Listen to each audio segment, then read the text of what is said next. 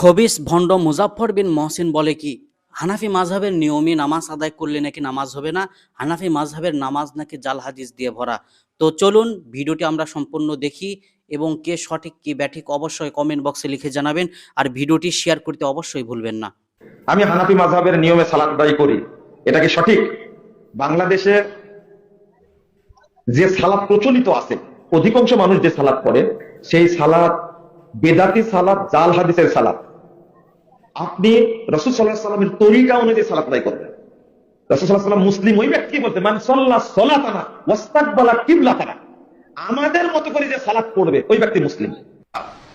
আজকে জাল সালাতে পরিণত হয়েছে। বাংলাদেশে যে সালাত চলে এই সালাত কোরআন হাদিসে নাই। অধিকাংশ মসজিদে যে সালাত পড়া হয় এই সালাত রাসূল সাল্লাল্লাহু আলাইহি ওয়াসাল্লামের সালাত না। কিন্তু আল্লাহ রাসূল শর্ত করেছেন কি, সল্লু কামা রাআইতুমুনি উসাল্লি, তোমরা ওইভাবেই সালাত আদায় করো যেভাবে আমাকে সালাত আদায় করতে দেখছো।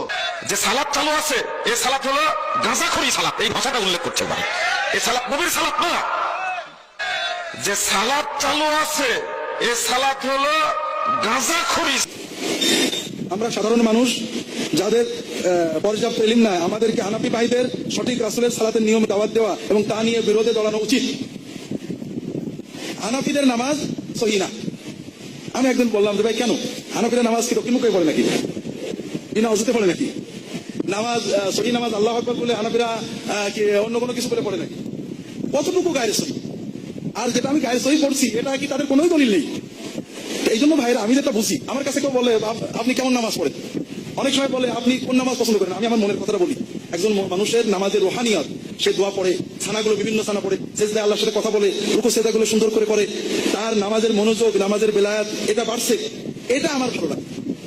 এখন সে এই যে 8-10টা ইকরাম আসলে রফাদান করে কি করে না, এটা নিয়ে আমার খুব একটাই হয় না। আমাকে অনেকে হ্যান্ডশেক করে এক হাতে, আমার মোটেও কষ্ট লাগে না। অনেকে 2 হাতে, আমার মোটেও কষ্ট লাগে না। কারণ মুসাফার ক্ষেত্রে 1 হাত 2 হাত বলা নেই, কাজে 1 হাতে করলে ইনশাআল্লাহ আদায় হবে। আবার তবে ইন্দের যুগে 2 হাতে মুসাফা, এটা হাদিস বুখারীতে আসছে। কাজে 2 হাতে করলে কেউ খারাপ হয়ে যাবে এটা আমি মনে করি না, আর 1 হাতে করলে কেউ খারাপ হয়ে যাবে এটা আমার বিশ্বাস লাগে না।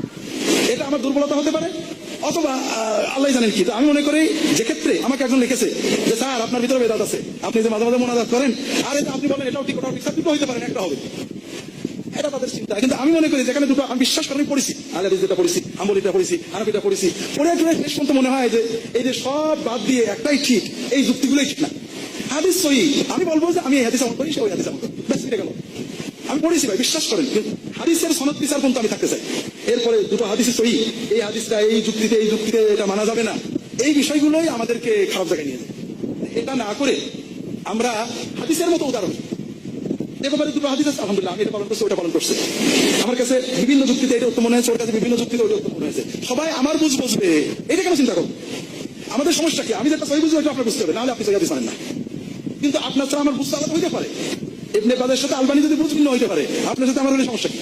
এই জন্য আমি নামাজের যেটা বুঝি পাই, রুকু সেজদায় গোলমাল করছে আমি জোরালো বলি, নামাজের কাতারের সামনে দিতেছে, কাতারে ফাঁক রয়েছে, ফাঁকা হয়ে দাঁড়াইছে, যাই নামাজের দোয়া পড়ছে, নামাজের ভিতরে মনোযোগ নেই, রুকু সেজদা নষ্ট, এগুলো আমি বলি।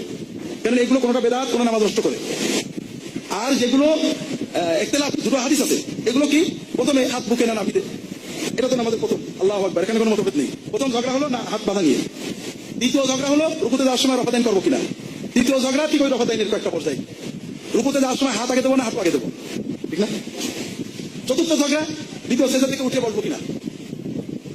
আর ঝগড়া তো বুঝতে পারছি না, এরপরে কোনটা হাত হারাই গেছে। হ্যাঁ, আমিন জোরে বলা, জি আমিন জোরে বলা, আমি যাচ্ছি। কয়টা গেল? হ্যাঁ 5টা। আর কি এছাড়া 6টা। আর কি সূরা ফাতিহা বাদ রাখিছি। এই যে 6টা, সরে কি ফরজ না মুস্তাহাব? মুস্তাহাব। এবং হাতের ইশারায় কোনো ইখতিলাফ নেই, হানাফি মাযহাবের একেবারে মূল কিতাবেই আছে ইশারা করতে হবে। যারা হানাফি নামে ইশারা করেন না তারা মাযহাব জানে না। তবে ইশারার পদ্ধতি আমি এক জায়গায় বলেছি যে এটা হতে পারে, এটা হতে পারে, একজন বলেছে তা কি করে একটা হবে। মুশকিল হলো ইশারার কথা সহি হাদিস আছে 8-10টা মুতাওয়াতির, কিন্তু ইশারা কখন থেকে শুরু হয় কখন শেষ হবে কোনো হাদিসেই নেই। আলেমদের ব্যাখ্যা, তবে আমি আলেমদের ব্যাখ্যা কোনো হাদিসের সমান বানাবো, আমি বলবো ইশারা করতে হবে কারণ হাদিসে আসছে, কিন্তু ইশারা কখন থেকে কখন পর্যন্ত এটা যদি হাদিসে ক্লিয়ার না, এখানে ইজতিহাদের সুযোগ আছে, কারণ একাধিক ইজতিহাদ মেনে নিছি, আমি প্রথম থেকে শেষ করতে পারি। কিন্তু কেউ যদি আশহাদু আল্লা ইলাহা ইল্লাল্লাহ ওয়া আশহাদু আন্না মুহাম্মাদান নামিয়ে নেয়, অথবা 2-3 বার খাই, তা আমার সমস্যা কি? সেটা হাদিস তো মানছে, হাদিস মানার পদ্ধতিটা হাদিসে স্পষ্ট না থাকার কারণে ইজতিহাদের সুযোগ এসেছে, কথা বুঝতে পেরেছেন? তো এই জন্য তাহলে ঝগড়া গেল 5টা না 6টা।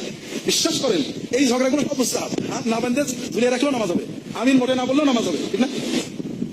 রফাদাইনটা না করলে নামাজ হবে না কেউ বলেনি। যারা একাধিকবার অপাদায়ন বলেছেন তারাও বলেছেন এটা মুস্তাহাব, এবং হাদিস তাই বলে, কোনো তাকিদ নেই, ইনকার নেই। এরপরে এই যে সেজদায় যাওয়ার সময় আগে হাত না হাঁটু, আমাদের সৌদি ওলামায়ে কেরাম আগে হাত রাখাকে প্রাধান্য দেন, আগে হাঁটু রাখাকে।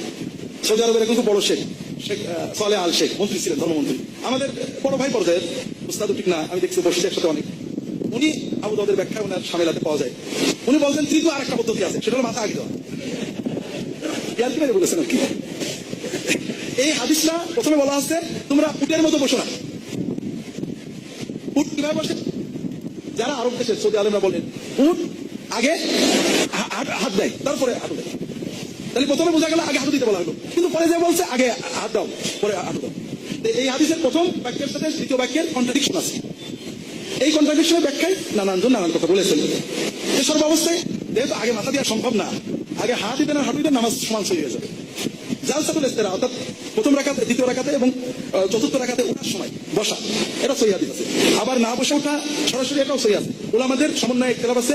সৌদি আলেমরা ইবনে বাজ, বিশেষ করে ইবনে জিবরিল, আমি ওনার কাছে পড়ছি কিছু, উনি এটা লম্বা মাকালা লিখেছেন। তাদের অধিকাংশই এটা মাইলান যে রাসূলুল্লাহ সাল্লাল্লাহু আলাইহি ওয়াসাল্লাম বার্ধক্যের অবস্থায় এটা করতেন, অর্থাৎ একটু বসে তারপর উঠতেন।